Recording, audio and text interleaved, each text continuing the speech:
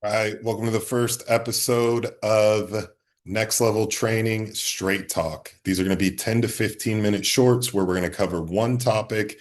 I'll answer some of your questions, but we're just going to talk about how to improve your training, your recovery, and just overall become a better athlete, better bodybuilder, and be in better health.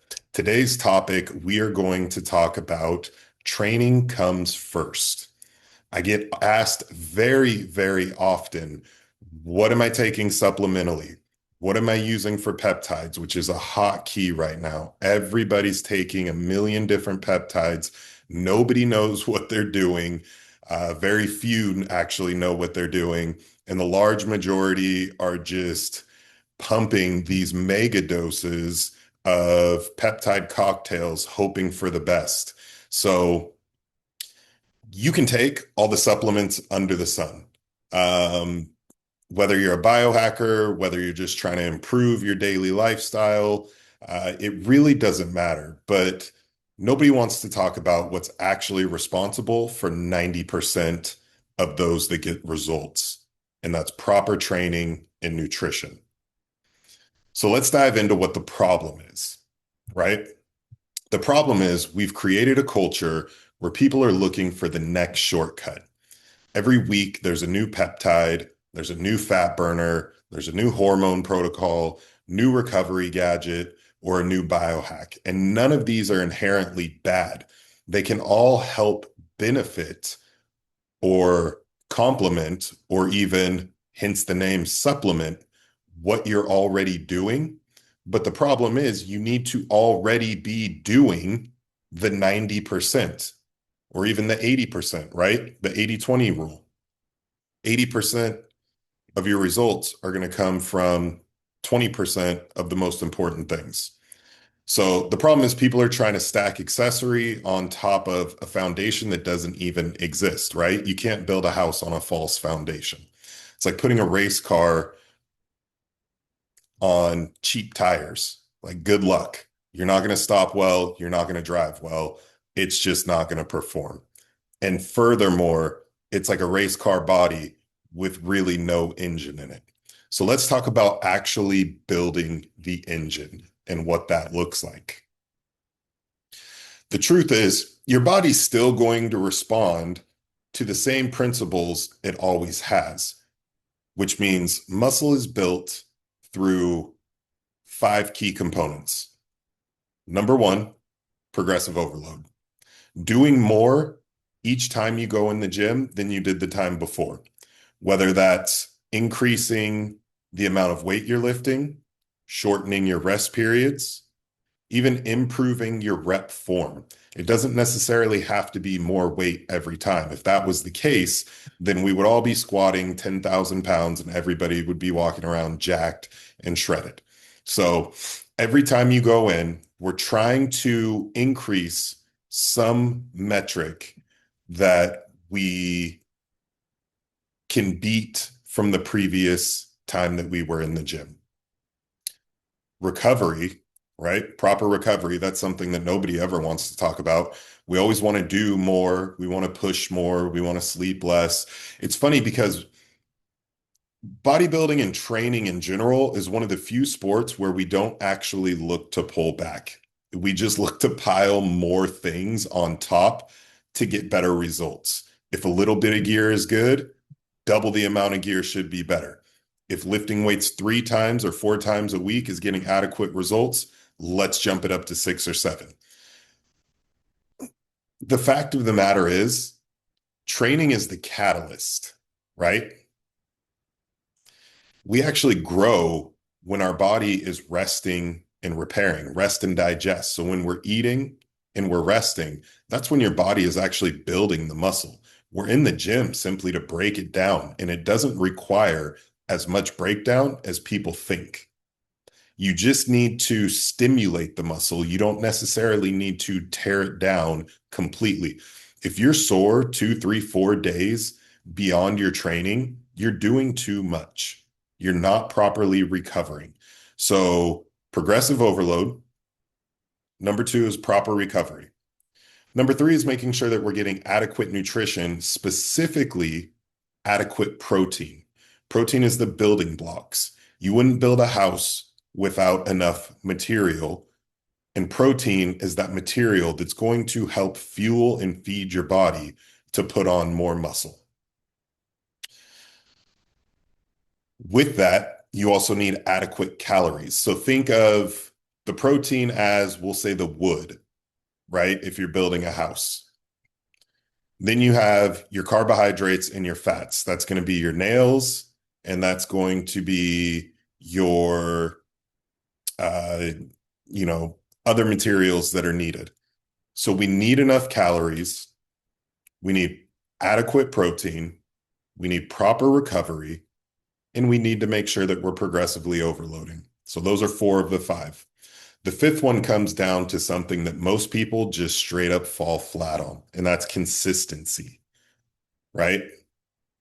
We do something for a little bit, we don't really see the results, so then we switch it up or we stop altogether. I remember it was probably 8 to 10 years ago, the big thing was muscle confusion. People would go in and it was do a different workout than you did the time before because we wanted to confuse the muscle and trick it into growing. And when I look back at that, and I fell victim to it, I thought I had to go in and each workout had to be different. The problem with that is you have no way to tell if you're progressing, which goes back to number one, progressive overload. I get a lot of clients that ask me, when are we going to switch my plan up? When are we going to switch my plan up? If you're growing, there's no need to switch your plan up. Getting good at a movement or multiple movements is part of progressive overload. It may seem boring, but that's only because you're looking at it in the sense of novelty. You're wanting to do something new, thinking that it's going to give you something different, when in actuality, going in and getting as good as you can at bench press, as good as you can at your squat form, as good as you can as your deadlifts, is only going to improve how well you grow because you can measure the statistics over time. If 1 week you're doing barbell bench and then the next week you're switching to seated chest press, and then the third week you're switching to dumbbell bench, you have no idea where your numbers are at, and you can't properly track that to see if you're progressing or not. So it's very important to stick with one movement, and it's okay. Maybe you go one or two movements, and that's what I'll typically do. For chest, I might prioritize dumbbell bench for 6 to 8 weeks. Now, within that, I might have one other movement like a chest press that's considered my main lift or that I'm really tracking. And I might do like an A-B, where if I'm hitting chest twice a week, I might do dumbbell bench on the first day and then focus on chest press for the second day. But at least I'm able to track those. I'm not switching it up every time I go in. And I'll usually stick with that for a minimum of 6 weeks, if not longer. Most of the time, I won't even change until I've plateaued on a specific lift for 2 to 3 weeks at a time. 1 week, probably just a fluke. It could be inadequate sleep, could be inadequate water, could just be a long day, could be body needs more recovery. 2 weeks in a row, we might be sticking to an actual plateau now. 3 weeks in a row, okay, it's time to switch something up. So making sure that you're consistent in the movements that you're doing is going to help you progress even further. Yes, it might be boring, but guess what? It's the boring things that work. So those are our 5 muscle building techniques: progressive overload, recovery, adequate protein, getting enough calories, and staying consistent. When it comes to fat loss, first and foremost, we all know you need to be in a caloric deficit, eating less than your output. We want to make sure that we're preserving muscle. We do that by lifting heavy and building muscle. Daily movement, so our NEAT, things that aren't specific cardio. So your walks post work, or excuse me, your walks after a meal. If you're a fidgeter, just getting up, moving around, things that aren't necessarily raising your resting heart rate, but at the same time, it's not direct cardio. And then again, you can guess what number 5 is: consistency, staying in a caloric deficit for long enough or a deep enough caloric deficit to see the results. And then the third metric that really what your body is going to respond to that keeps the same principles is performance. So strength, fat loss, performance. Performance is done through skill practice. That's getting really good at the same thing over and over and over again. Whether you're an athlete, whether you're a bodybuilder, it doesn't matter. It's funny to me because somebody might say, oh, I've been doing deadlifts for 4 months now or 3 months now. If you played any sport, you're doing those same drills day in and day out, month after month, year after year. A baseball player that's right-handed doesn't all of a sudden say, I'm bored at swinging right-handed. I think I'm going to start swinging left-handed. No, you get really good at swinging right-handed and you continue to improve at swinging your bat. So skill practice, structured programming, go in with a plan. I don't know how many times I see people that are doing these random workouts because they have no plan. They show up to the gym. They don't even know what they're training for. Is it going to be a chest day? Is it going to be a back day? Is it going to be a push day? Is it going to be a pull day? Is it going to be a full body day? Great that you're in the gym, but if you're there to actually progress, you need to make sure that you have a plan laid out. Proper recovery for athletic performance. Again, that comes down to adequate sleep, adequate nutrition, and then time. Time is the biggest thing. This is not an overnight success. You're not going to put on 2, 3, 5, 10 pounds of muscle in a week, in 3 weeks. It's going to take months. For many people, it's going to take years. And the better you get at it, the longer and the harder it's going to get those incremental amounts of muscle. So where do peptides and supplements actually fit into all this, right? If we're getting all of the things that we're supposed to be doing, we're training properly, we're getting adequate nutrition, we're getting proper recovery, where do the peptides and the supplements fit? Well, here's where people get it wrong. Supplements themselves don't actually create the results.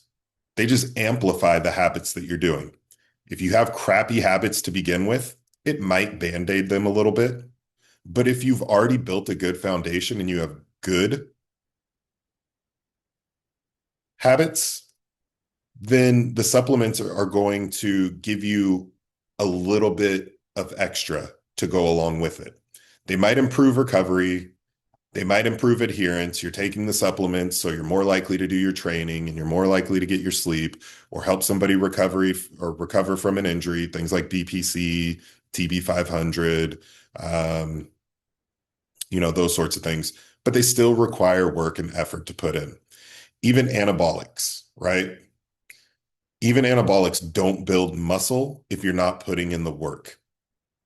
Give me the laziest bodybuilder and pump him full of anabolics, and I promise you, half the amount of gear going into somebody that's working twice as hard and doing all of the right things is going to see far more growth. I can guarantee you there's more people at your gym on gear that you don't even notice than you could even imagine, but they don't look like it because they're just stacking a bunch of stuff and they're not training with any sort of intensity, any sort of rhyme, any sort of reason. They're just taking gear and going to the gym.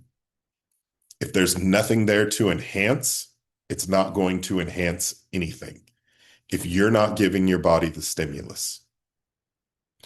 So the questions I ask clients before anyone asks about supplements, I ask them a couple of different things. Number 1, are you able to hit your protein goal every day?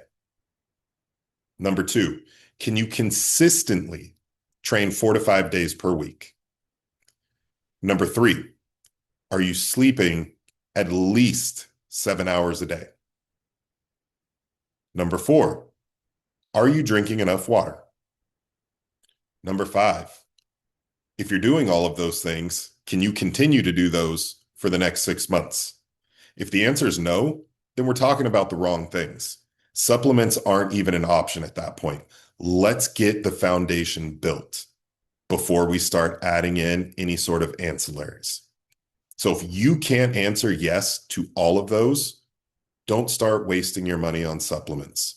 MOTS-C, tesamorelin, none of those are going to help you to the degree that you think they will, and for the cost that you're going to spend on them if you don't have your ducks in a row and a firm foundation already built. So what are some practical takeaways? Well, instead of spending hundreds of dollars and chasing the newest protocol or the newest biohacking, focus on better programming, focus on better food, focus on better sleep, and focus on better consistency. I can guarantee you, if you focus on those four things, you will not only save hundreds of dollars a month, you will see far better results. Once those are nailed down, then we can look at supplements. Then we can look at recovery tools. And then maybe we can look at advanced strategies. That is the order. There's no other way around it. So to wrap everything up, because I promised you guys I was going to keep this fairly short, the people with the best physiques aren't the ones taking the most supplements. I guarantee you look at your favorite bodybuilder and he is taking far less gear than you would think. Probably less than the guy at the gym that looks slightly better than a bag of milk. They're the ones that have mastered the basics for years, both in the gym and out of the gym. The basics aren't exciting. I always say boring and simple works, hands down. So training comes first, nutrition comes second, and everything else simply amplifies. Now, you could argue that nutrition comes first, and I could argue that point. But when we're talking about stimulus, training is the primary driver. Nutrition is, I would say, probably 1A, or excuse me, 1B. But when we're talking strictly stimulus, training is going to be your primary driver, followed by nutrition. And then everything else just gives you that little bit. So if you guys have any questions or if you have any topics that you want me to cover on the next Straight Talk, shoot me a DM, post them in the comments. Don't forget to like and subscribe. I'm really trying to get this series up and going. We're still going to have the Beyond the Bar. We're still going to have a couple of other series that I'm bringing to you guys.